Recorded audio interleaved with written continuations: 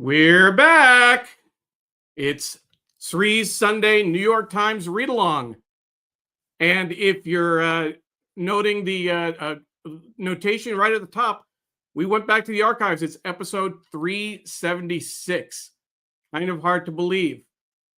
My name is Neil Parekh. I'm the executive producer, and Sree Sreenivasan, of course, is our host. It is so great to see everyone.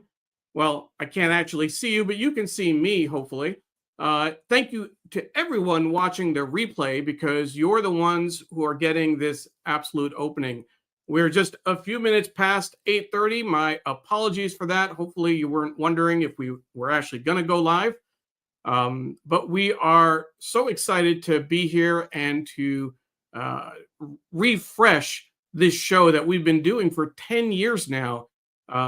It's pretty incredible. We took obviously a summer and early fall hiatus, but we are back with a new format and several new features, so that folks can follow kind of what's going on and what we're planning. The biggest thing is that we are going to do the show, try and keep it to an hour to 60 minutes to keep it crisp. The other big thing that we're doing is that we're going to focus on the newspaper, something we haven't done in recent years. We're going to do more of a conversation around the journalism, the New York Times, etc. Occasionally we'll have guests, but we're going to focus more on the New York Times. We also want more of your input into the show. We want to know what stories you're tracking, and so we'll ask you every week to share, and we have several people who have sent in their stories, so we will make sure to highlight them. The other thing to note that we're very excited about is that we are now going to be on Spotify directly after the show.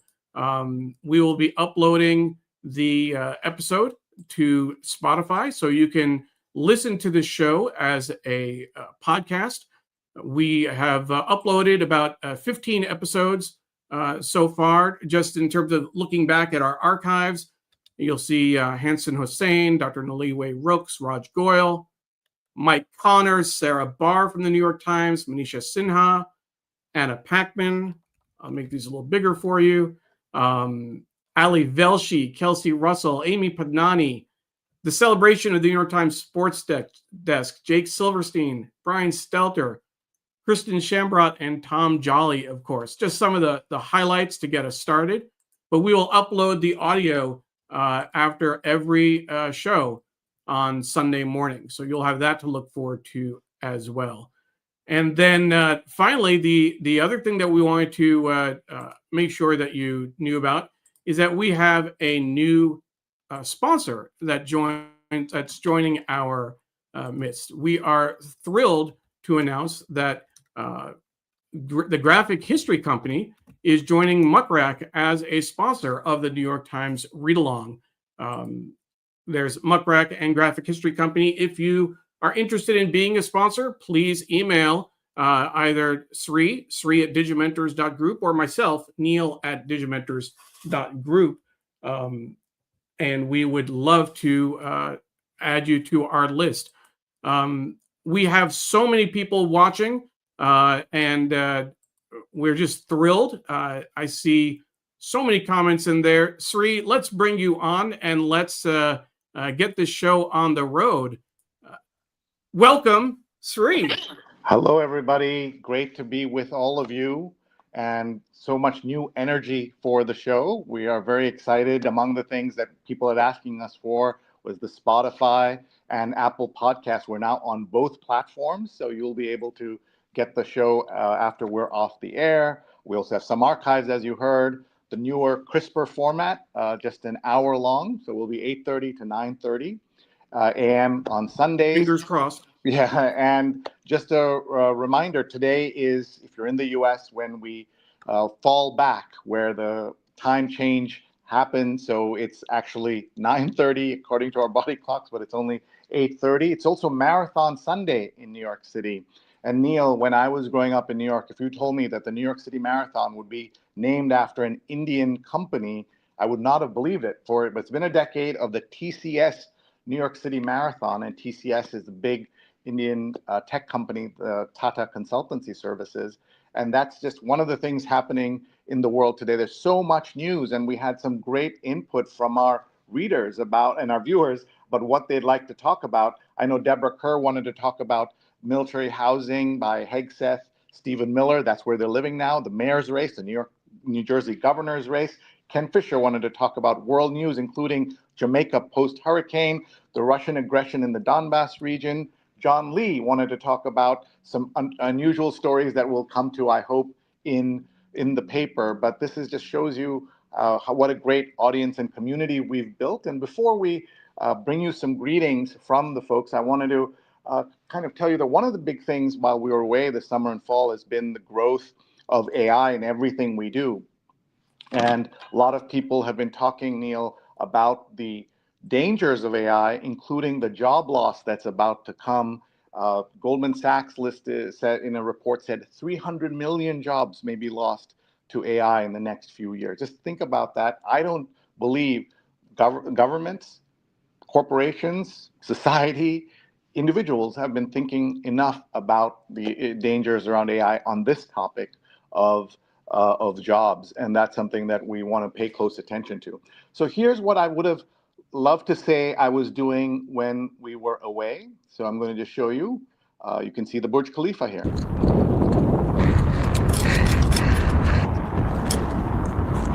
Almost there. What a view. Yeah! That's me on top of the Burj Khalifa. Company. Stepped off the boat onto Antarctica. It's freezing, but the sun is out and it's absolutely beautiful. And look at this. I've already got company. Hi there, little friends. Thanks for the welcome. Endless ice in every direction. Stepped off the boat onto Antarctica. It's freezing. And then last thing I did. I would never in a million years have done this. And I still haven't. All right, so you can guess where this is going. They look realistic, but they are not real. They are from the big new thing that happened in video AI this fall, the launch of Sora 2. Sora from ChatGPT. You can see, Neil, the quality of the video is just stunning.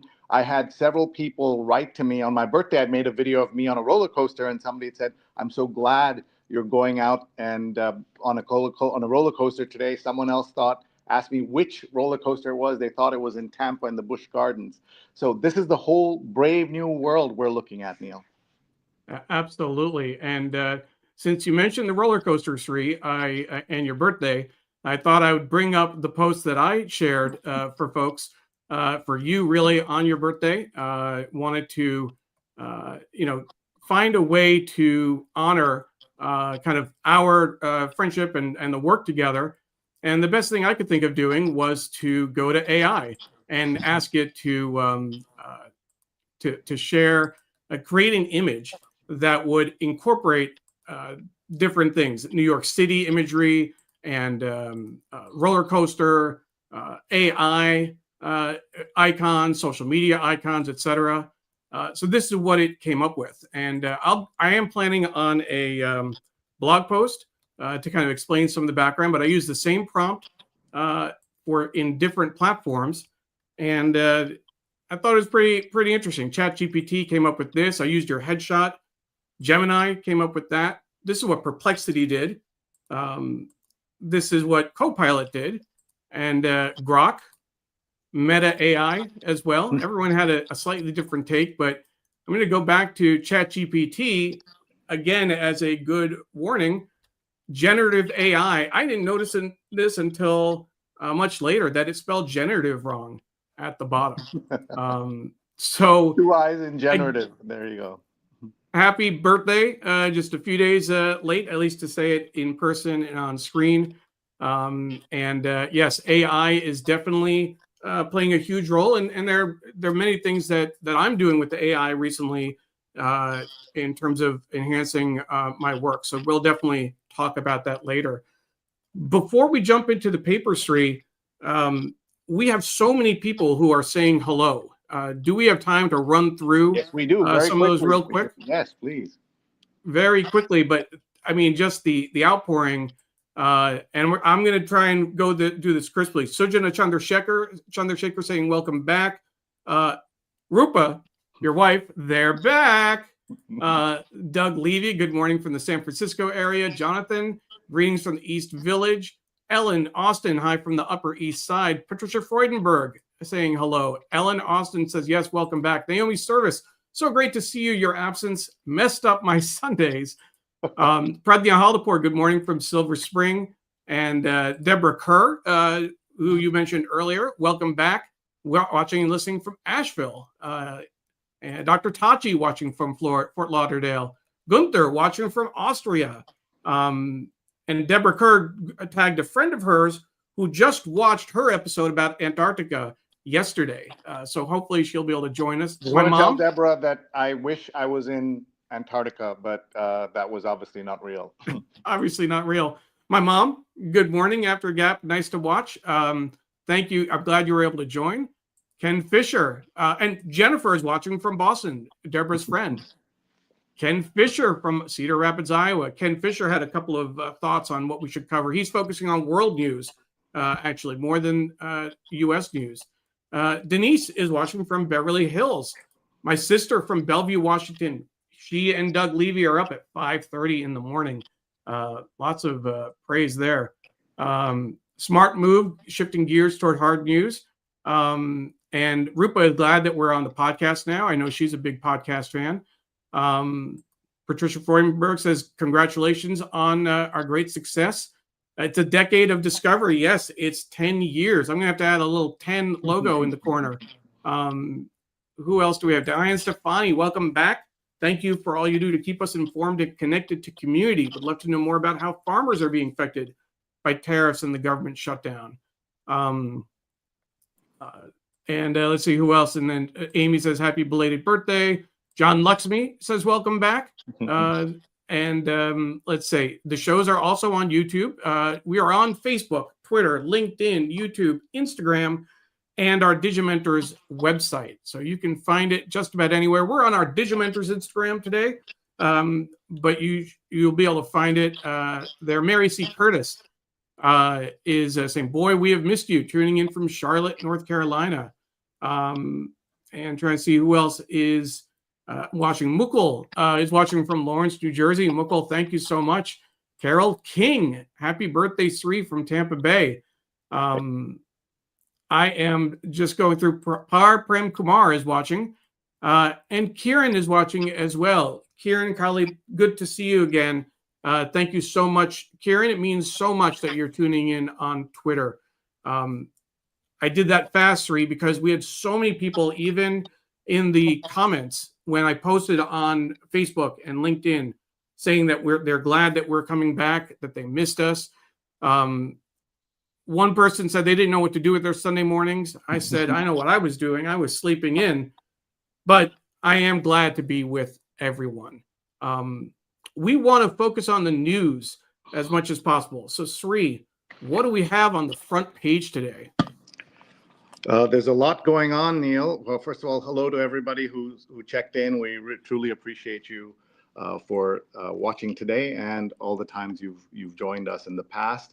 If you're new to us, what we do on Sundays is read the New York Times. Not every page, not every story, but kind of browse through it. That's why I call it the read along. And I know that we're also on audio on Spotify, so you may miss some of the parts of what we're showing you, but you should know that shows like 60 Minutes have done very well in podcast format, even though it's obviously a television show with a lot of great visuals. So we'll try, when possible, to make sure we read aloud what it is that we're seeing on the screen and to describe it as much as possible. It'll take us time to get used to that. Let's look at what's on the front page of the New York Times. Just 2 days before one of the biggest elections in New York City history, but an election that will reverberate around the world. Let's see, the headline here is liberal justices are split over Trump-era strategy. Elena Kagan, these are the liberal justices, plays an inside game to sway votes, while Jackson sounds an alarm. So they're showing how different ways in which they can try to do something. As you know, the Supreme Court is now 9 6-3 out of the 9 Supreme Court justices, 6 conservatives, some of them ultra conservative, and 3 liberal justices. In the past, for decades, it's been 5-4, one direction or the other, and there's always been 1 or 2 swing votes.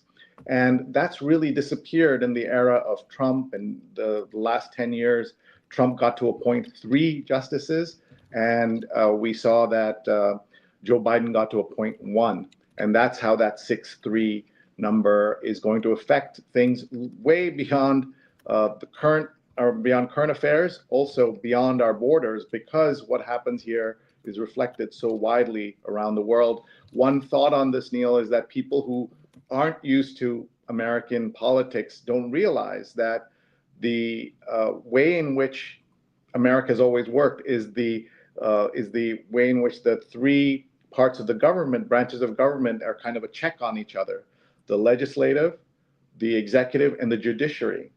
And there have been very many cases of Democrats who spoke up and checked Democratic presidents, and Republican congressmen and senators who checked Republicans.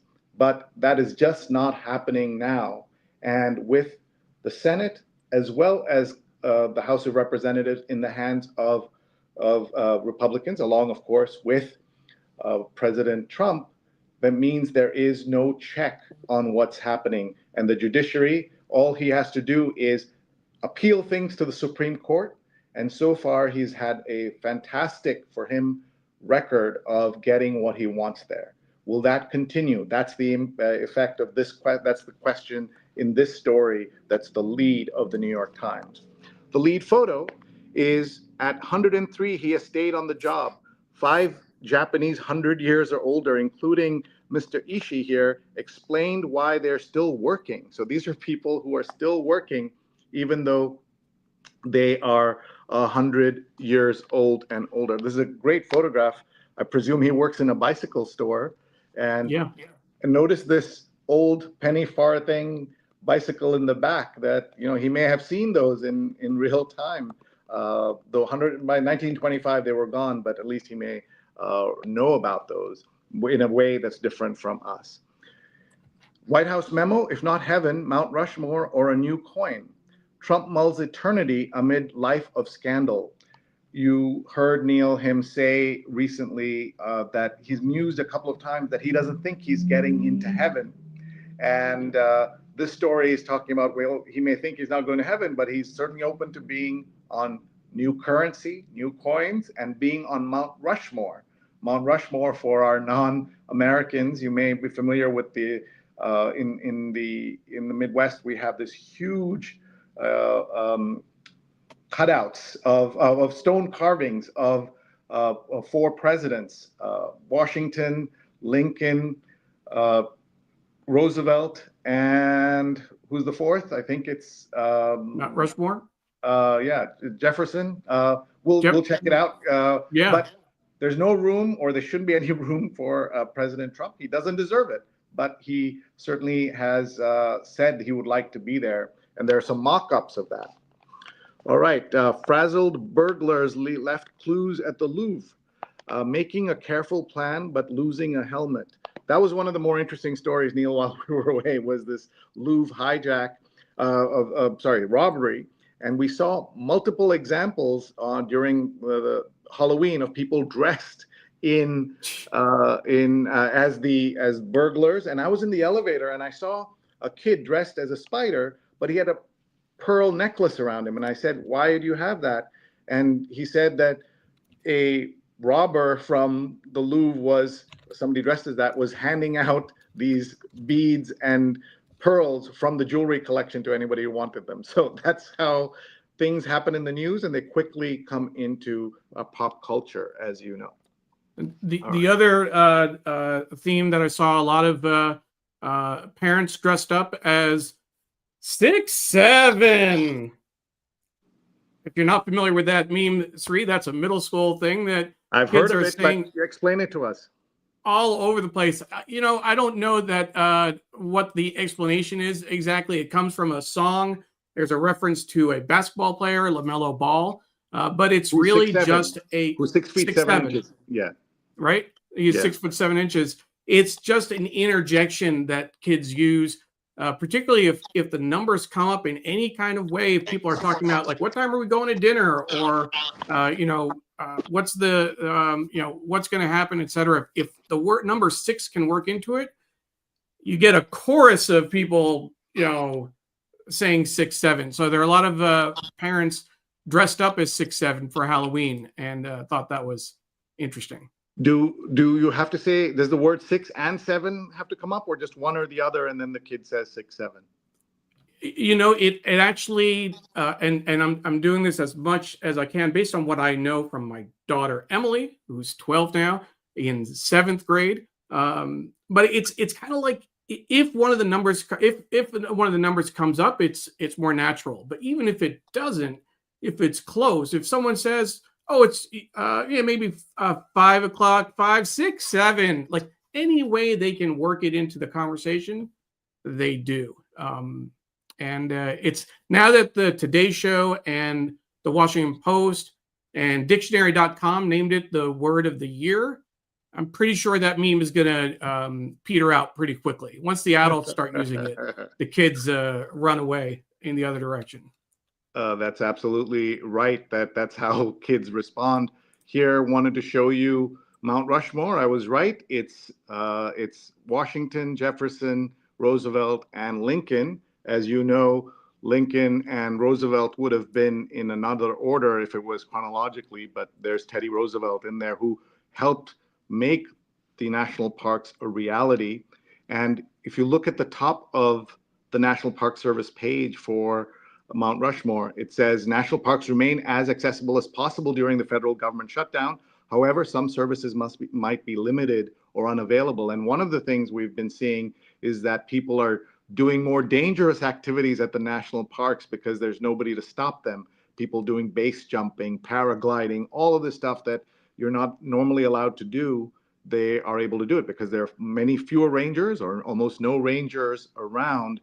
And I noticed that this particular website, the National Park Service, is neutral about how it's describing the shutdown, but most government websites say things like, because of the democratic shutdown and the just really partisan language, which has never happened. It's usually this is the language, and we're about 31 days into the shutdown. And whatever you feel about the politics, it's wrong to have a country that works like this. Very few places have the system we do, and we're seeing now that things like flights, because of air traffic controllers, parks, so many parts of American society are not working properly or as much as they or as well as they could. And we see millions of people who are not being paid, including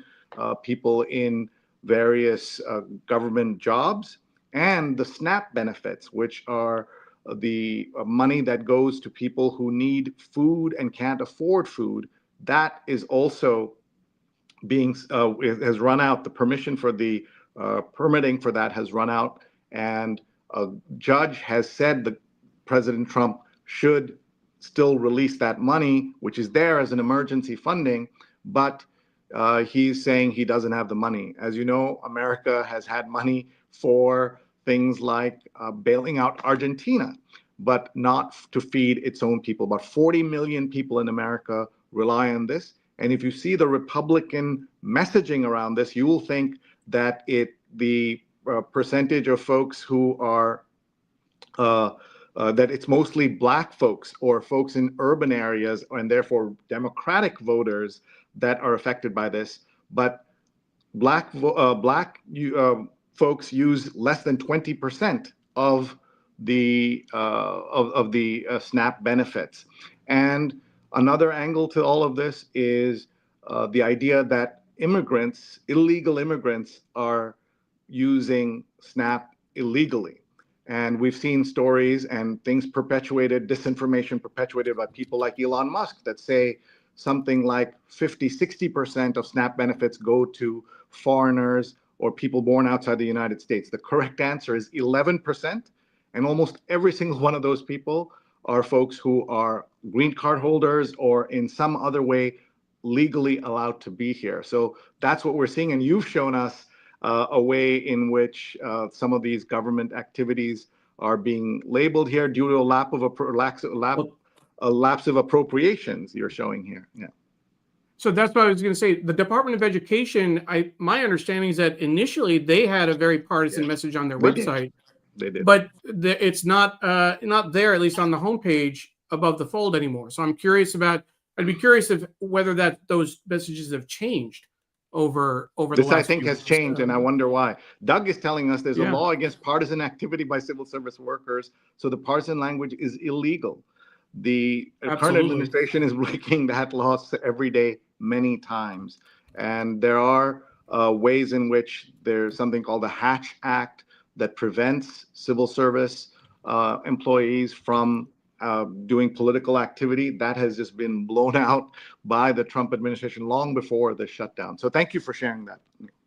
The only other thing I'd say, Sree, is that, and I couldn't find it real quick, but there was a graphic that I recall seeing about SNAP benefits where it talked about the percentage of people from different countries using SNAP. Like 50% of SNAP benefits go to people from Iraq, and 30% go to this or Somalia or something.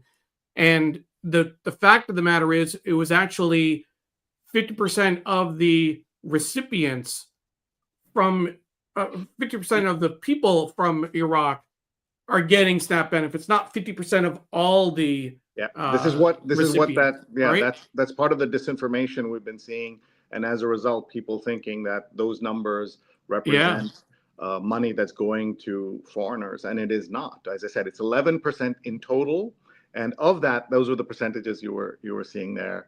And so this is one of the many problems we are facing. By the way, I just got an alert that the marathon has just is underway. And I thought this would be an excuse to just show you what it's looking like outside. And I can go like this, or I guess I can do this, Neil. There we go. So I'm just holding up my phone so you can see it out the window. And Neil will put it full screen so we can see it. And what you see there is a beautiful day. It's about 50 degrees Fahrenheit here. And it's just a beautiful day here. That's what you see there is the 57th Street Bridge, also known as the Ed Koch Bridge, and they'll be running from Queens. So that's Queens over there. This is Manhattan. That's the UN that you see right in front of you, that white building. And all the runners will be coming from Queens, running across that bridge and going uptown. So I won't be able to see the runners up close from here, but you can, of course, in many parts of New York City, see it. Absolutely.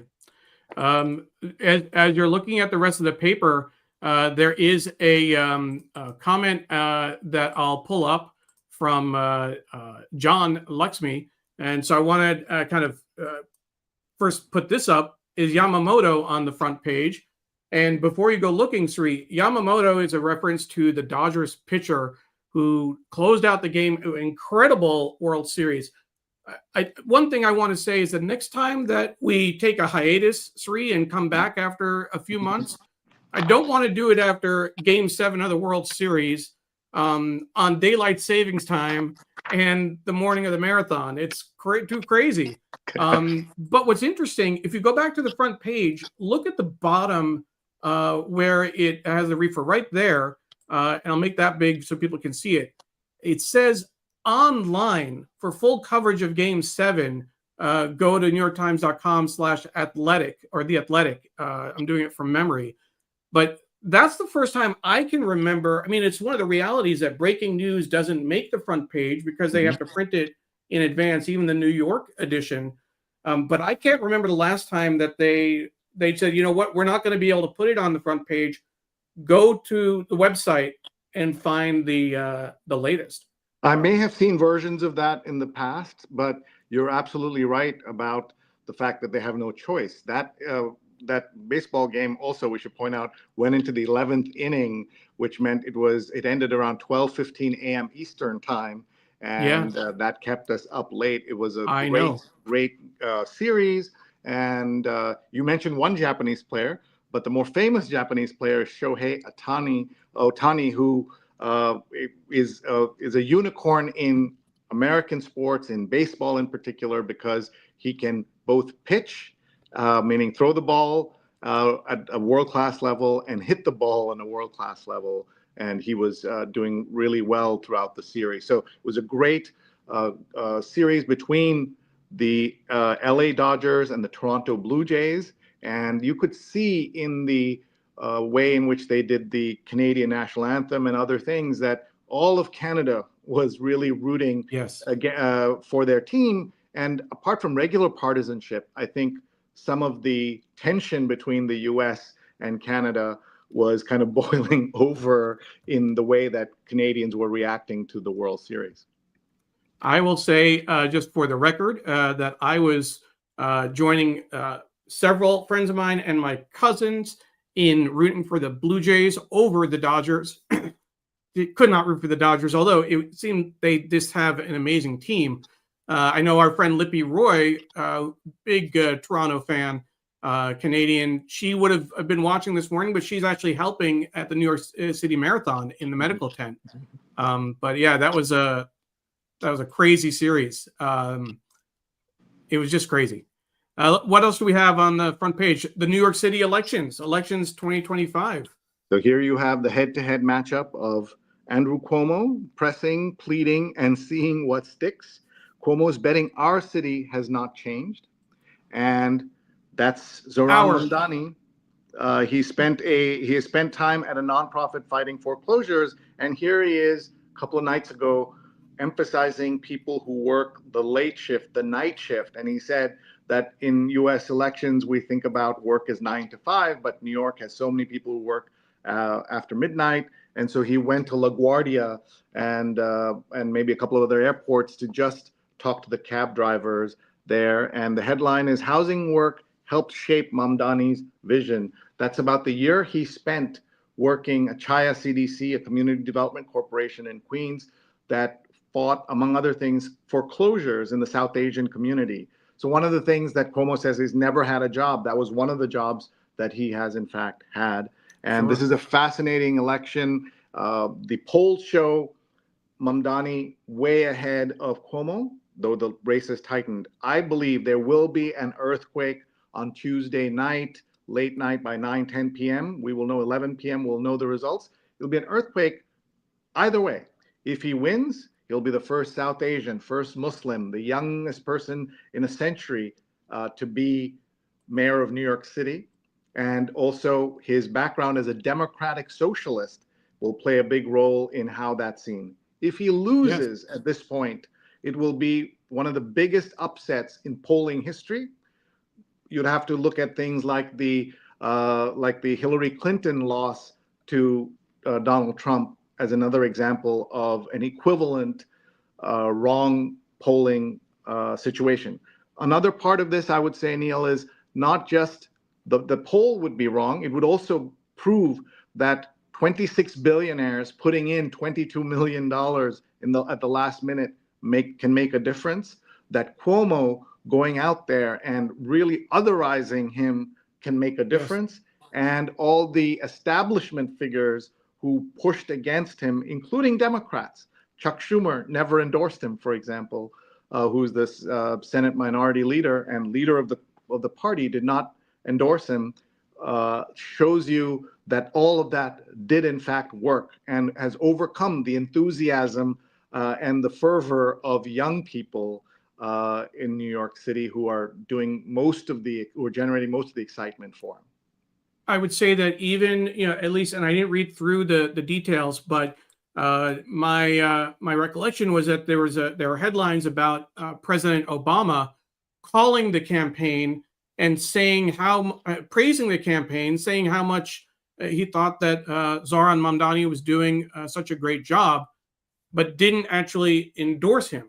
So I want to just make sure. Didn't do it in a public way. It came out in the New York Times. You're right. It came out in the New York Times. But they did speak, and he offered his services, to be a sounding board afterward. It's different from what he's done this weekend with Mikey Sherrill, who's running in New Jersey, a In New Democrat Jersey. running in New Jersey, and Abigail Spanberger in Virginia, where I yeah, live. in Absolutely. Virginia. There's just a big difference. The other thing I wanted to make sure that we didn't gloss over, Sri, is that you mentioned, the Islamophobia and the racism. The New York Times put "our city" in quotes on the Andrew Cuomo headline, and I think of that as a intentional a call out for Cuomo's language in terms of it's our city, not their city, not people who look like Mamdani. The other thing is Mary Curtis is saying that the Islamophobia is right in the open. Let's go back to some basics, and this was really highlighted in the SNL cold open, Saturday Night Live cold open yesterday. Thank you to Deborah Kerr for flagging that for me. Mispronouncing Mamdani's name, the way they did for Kamala Harris, the way they've done for candidates over a number of years is intentional.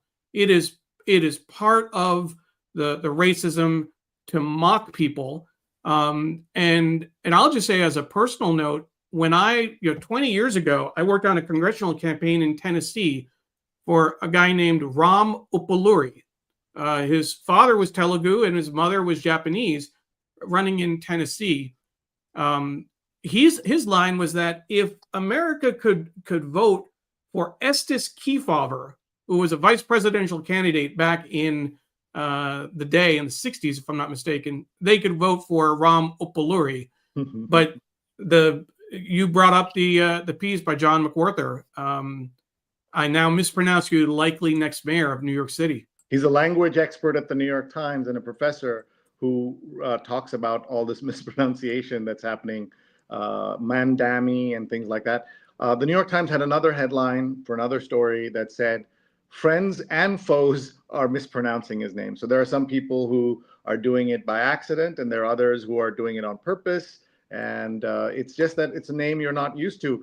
By the way, when Zohran went to meet Reverend Al Sharpton yesterday or day before and did a rally with him, or a session from the pulpit there, he was mispronouncing his name, but he said, I didn't get to pronounce Barack Hussein Obama correctly till the weekend of the election or till he was inaugurated. So that was his excuse for why he was getting it wrong.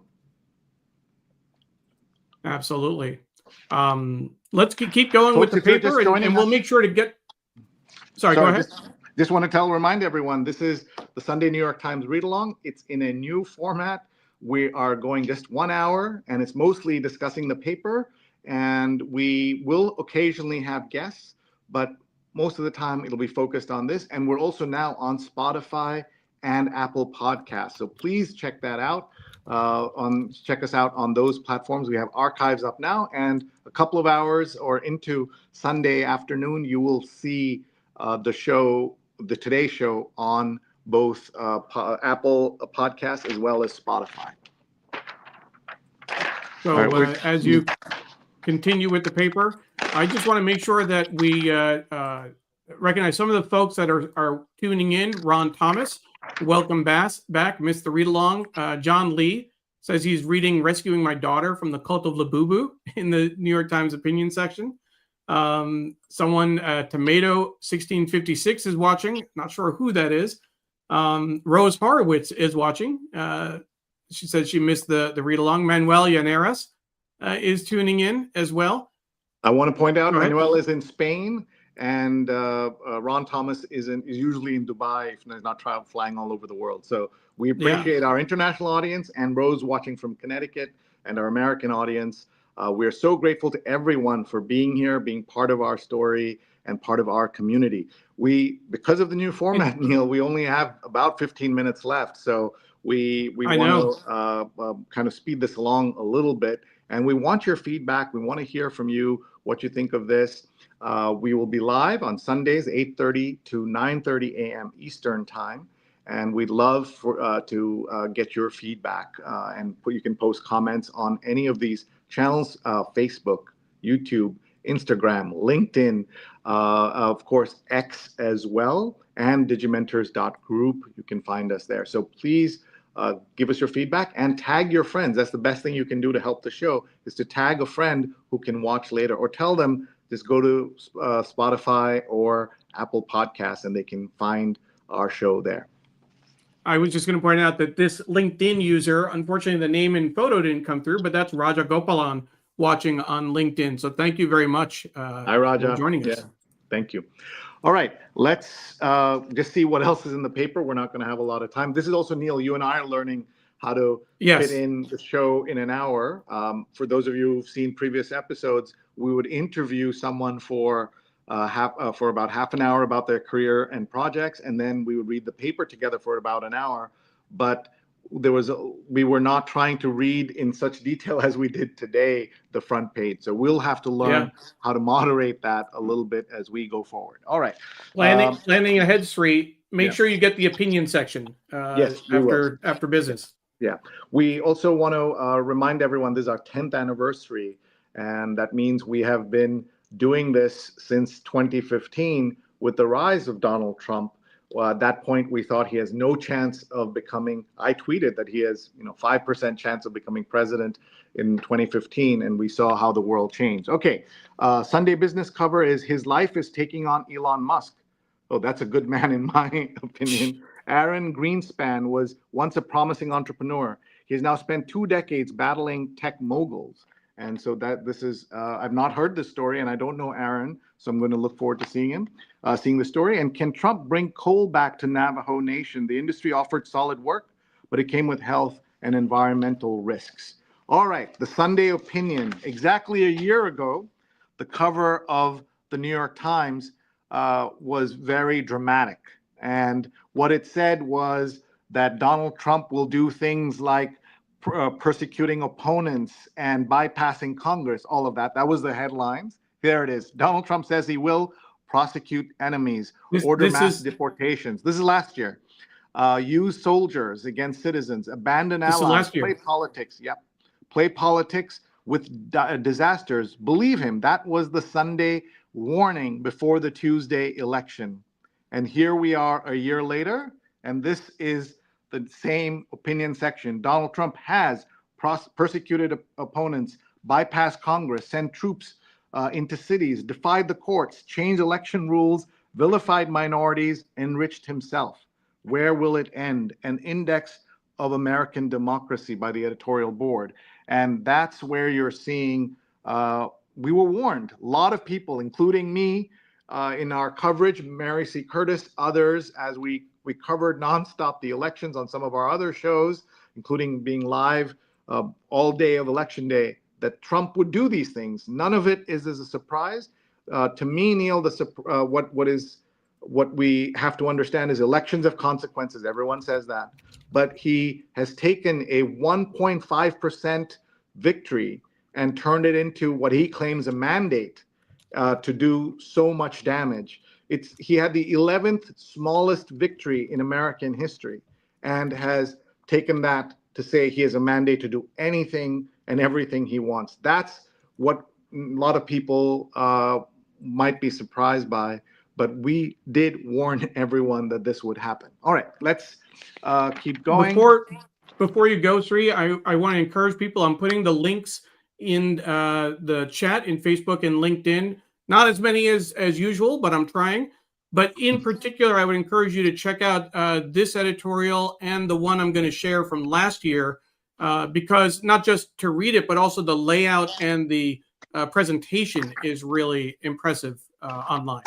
And here's a print version of that story, of that editorial. They say, number one, an authoritarian stifles dissent and speech. Trump is hard. It's making the case that he's an authoritarian. They're saying an authoritarian persecutes political enemies. Trump has, etc. And Mary C. Curtis has a very important point that we should point out, that Kamala Harris predicted President Trump would send U.S. military to U.S. cities. When she said that, she was attacked, mocked, made fun of for saying that. And here we are. That's exactly what it has turned out to be. Yeah, absolutely. This is We'll just quickly see what else is here. You wanted one more story you wanted to point out, Neil? Oh no, I was saying to make sure we get to the opinion section, which Great. you did. That was the main thing. Okay. So here we have another about 10 minutes, 15 minutes to go. Let's just look at the book review. Philip Pullman, the author of his Dark Material series, brings his heroine Lyra's stories to a close with a plea for humanism and honesty in the Rose Field. I've not read or seen his Dark Materials, but I know people who love that series on TV at least. And many know the book, of course. Neil is sharing online are both of those New York Times editorials, the 2024 and 2025. I would call the 2024 one "Believe Him," and Yes. the 2025 one "The Proof of Everything That Happened." Joe Sacco, drawing human suffering realistically has become more difficult, says the pioneering comics journalist, whose new book is "Once and Future Riot" on India's sectarian violence. Next up, the Rolling Stones. This is by the book. Joe Sacco, I need to look up and see what that's about. Thrillers, Halloween. Neil, what was the costume at home for Halloween? Well, I didn't get dressed up for Halloween. Pam and I were home handing out candy, but Emily got dressed up and went as Gru from Minions. So I think it was nice. She went with a number of her friends who all dressed up as different Minions characters. I will take the producer's privilege, if you're okay with that, to share that picture of her because she's my daughter. And love to see that. While you're pulling that together, Michael says, "Glad I was able to catch this today. It will be a crazy week too." Thank you, Michael. Thank you for watching. Yeah, And so that's Gru from. I can make that bigger. Gru from. It actually doesn't go bigger on Instagram, unfortunately. Okay, but that's that. She's a former guest on the show. We loved getting perspectives from unusual viewpoints, and multiple times she's been a guest on the show, especially when we used to read the New York Times Kids special section that ran for several years. During our hiatus, it was sunset by the New York Times. They're keeping the New York Times for Kids Instagram running, but both online and in print, it will no longer exist in the same format it was there. So that was, I thought, a very good product and an opportunity for 7 to 12-year-olds to understand the news. It was definitely aimed for a little higher than that. And I was very surprised. And this is Deborah Kerr actually said that earlier, that she was a fine young host in our earlier segments. But yeah, I was very disappointed to see that it had stopped doing the print edition while we were off the air sometime in August. I always thought that was a highlight, and a lot of people loved seeing that section, and we were able to share that print-only special section with our readers, which was, we had an arrangement with the Times editors that we could share it for a few hours, the PDF, because it was never online. It was only in print. And that's, an era ends. Okay. Enter the Dragon. A new biography of Bruce Lee charts the star's life and legacy as a breakout Asian American celebrity who paved the way for others. There would be no Jackie Chan in America without Bruce Lee and so many other action heroes. And for those of us in our 50s and above, Bruce Lee had a big outsized role in our imagination, especially if you're Asian, because he was one of the few Asian Americans you would see in big time Hollywood films. Of course, many of them were international films that were brought here. Water, Mirror, Echo, Bruce Lee and the Making of Asian America by Jeff Chang is out. 540 pages. That's what you call an epic biography. South Pacific, two radically different island communities are the focus of this novel called The Wayfinder by Adam Johnson. And here's that Philip Pullman profile. So far, almost everybody we've looked at is either a male author or a male subject. But here we have Francesca Wade's portrait and book about Gertrude Stein. So this is a new biography, probes the legacy of the modern novelist, art collector, and saloniste. I think that's how you pronounce it. The Outsider. The CNN anchor Jake Tapper makes a courtroom drama of the strange case for a jihadi fighter who turned himself in. Race Against Terror. So this is a novel, I guess, or maybe it's a action nonfiction book. I'm not sure. He wrote and brought out with Alex Thompson a book very critical of Joe Biden, his family, his advisors, and the Democratic establishment for tolerating Biden trying to run for office the second time, because he was definitely diminished and not enough was done by people close to him. And you saw lots of stories around that time. Jonathan says, some interesting misspellings in the Bruce Lee review, really. And so maybe that's a reflection of fewer copy editors at the New York Times. But I'd love to hear what those are. Okay, children's books here, including A Sea of Lemon Trees, The Corrido of Roberto Alvarez by Maria Dolores Aguila. Our daughter Durga is off to New Jersey because she is working as a field director for a campaign, the campaign of Musab Ali, who's running for mayor of Jersey City. And I'd love for her to just say hello to everybody in just a minute. Neil, can you believe there is in the New York City area a different South Asian Muslim candidate running against a different disgraced governor? And that's right. McGreevey, Senator, Governor McGreevey, who was resigned around 2004, is back running as the mayor in Jersey City, and one of his opponents is Musab Ali, who was born in Lahore, in Pakistan. So she's here. She's just about to head out to Jersey City. Yeah. So and she also spent time working for the Mamdani campaign. Mm-hmm. Yes. What's your message to people in Jersey City who might be watching or know people in Jersey City? Yeah, a few things. Well, first, Musab Ali grew up in Jersey City starting at age 2. Most of the other candidates came with a lot of wealth. So we're being outspent 5 or 10 to 1. So millions of dollars to our hundreds of thousands of dollars.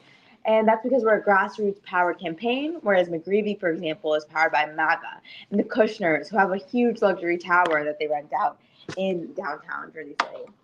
A little on McGreevey is he was a disgraced governor because he did a lot of shady things in office, had an affair, and also put a foreign national from the IDF in charge of Homeland Security. And then after that, he has lost 8 jobs because of embezzlement. So it's been an amazing journey, and we went from 4th place 2 months ago. We created our field program. I've been so happy to do that with my team, and now we're in 2nd place. And that will take us to the runoff. So please keep an eye on this story because, hey, the Zohran team has asked for no more donations. We are really, really needing donations right now. Even with a day and a half to go, you could use donations. Okay. 3 more days. All right. Musab Ali is his name. Good luck, Durga, and to the team. She works from about 8 a.m. to 11 o'clock at night. Obviously, with the last 2 days, it's very, very busy. We love all the comments that came through. So thank you very much, folks, for saying hi to Durga. And Ron Thomas says, I love seeing young people involved. Pradnya says, you go, Durga. And Amy says, Durga's articulate and beautiful. Thank you. And she's 22, so we're very proud of her for doing this. And we are just so glad for everyone to be here. I saw that Sujana had also posted a comment, and as did Dr. Tachi. So thank you, everyone, for supporting, for voting, being part of the process, where whoever you're voting for. I think that's important. We have just 5 minutes left. We want to look at what else is in the paper. Neil, do you have any comments? Absolutely. And we have a couple of announcements we want to make before we finish up as well, Sree. So we will get to that before we close the show. Sure. The Metropolitan cover is visiting Canadians are missed because of all the anti-Canadian sentiment coming out of the White House.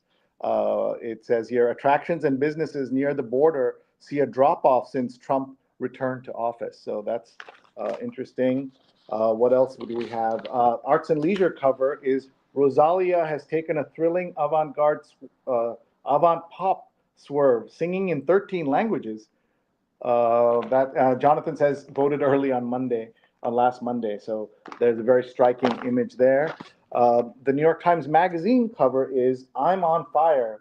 Testosterone is giving women back their sex drive, and then some." So this is about it's a medical and health and other story that you're seeing there. The Sunday Styles cover is what is this? Proudly embracing the Luddite label, groups of young people take to the streets to encourage real connections. So this is, it says, eat your phone. And Luddites, of course, were the folks during the Industrial Revolution who pushed back against Industrial Revolution, were not for technical progress or technology. And I've seen this, Neil, from young people around below 25 who don't have Instagram, who criticize technology on a regular basis. So maybe they know something that we don't as Generation X folks. And the real estate cover, it's no time for winding down. For retirees who want to stay active, there are more niche communities to choose from, but some of them don't come cheap. So you've seen the wide range of topics that are being covered in today's Sunday New York Times. Absolutely. And I'm just putting up another ticker, Sree. We might need a few extra minutes to finish out today's show. A couple of announcements. We couldn't get to all of the comments that people shared on Facebook and LinkedIn, on YouTube. We'll do our best to get a few more of those in there, but I want to do a quick shout out to people watching on Instagram. I'm going to have to look off camera a little bit. Zach Peterson was watching, and he had said earlier, I can attest to the 6-7 thing. My daughter is 11. It's rampant. He's watching from Prague, so it's Prague international, yeah. And we had a number of other people watching on Instagram. Tim Fielder said, "This is dope. Welcome back." And I want to give a quick shout out. As I mentioned earlier, Graphic History Company joined us as one of our sponsors for this refresh show. So thank you so much. Tim Fielder is, of course, the artist behind that, and Walter Grayson is the historian. I want to put up the draft of the cover of Volume 2 of the Graphic History of Hip Hop. We actually had them on our show earlier talking about their first volume, but Volume 2 will be coming out. Go to their website, graphichistory.com, and graphichistorycompany.com, and make sure you sign up. I'll put a link in the chat for that. But there's some great work that they're doing, and of course, we're big fans of both of them. You were talking about women's health, Sree. I wanted to give a quick announcement. As folks may remember, I had started a show on mental health called Shining Light on Shadows, a candid conversation about mental health. And I am really proud that the next 2 episodes of the show coming up November 13th and December 11th, because we're taking off for Thanksgiving, is going to be focusing on perimenopause and menopause and their impacts on mental health. I didn't get a chance to write in the names of our guests, but our guests on the November 13th episode will be Aisha Sultan, a journalist from St. Louis, and Farnoosh Tarabi, who's a financial journalist who's been on various TV news. On December 11th, Candace Sanchez and our own Jenny Lazarus will be our guest, talking about full-on menopause and the impact on mental health. So we will certainly be sharing details about those shows. I encourage everyone to join us and watch.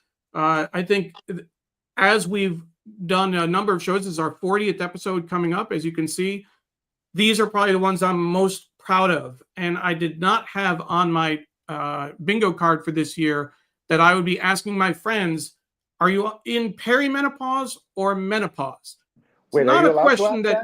Are you allowed to say ask again? That? Are you allowed to ask that? Am I allowed to? That's the whole question. But I actually have, for the people that we were reaching out to be on the show, it had to engage in that conversation. And, we certainly, I will not, obviously, I'll be helping to facilitate that. But Dawn, my co-host, is going to be a big part of those shows as well.